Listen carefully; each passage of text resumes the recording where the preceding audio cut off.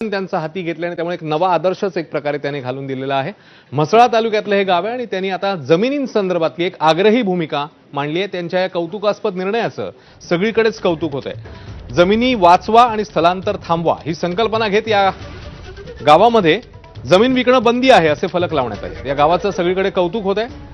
ठाकरोली नावाचं हे गाव आहे। सध्या कोकणात जमीन खरेदी विक्रीचा व्यवसाय मोठ्या प्रमाणात सुरू आहे। व्यवसायात दलाल तुपाशी आणि विकणारा शेतकरी उपाशी अशी स्थिती आहे। जमीन विक्री करून गावकरी स्थलांतरित होत असल्यानं गावातील गाव पण अंधारात चाललंय।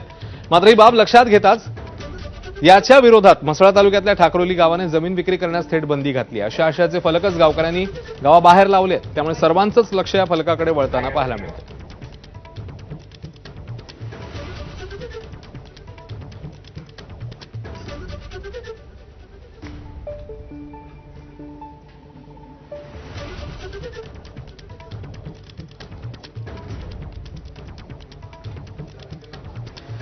आणि आता बातमी एका आगळ्या वेगळ्या लग्नाची आहे। साधारण लग्न म्हटलं की आपण बघतो तो बडेजाव, मग मोठमोठ्या पंक्ती, आकर्षक सजावट असते, मोठ्या प्रमाणात खर्च केलेला असतो।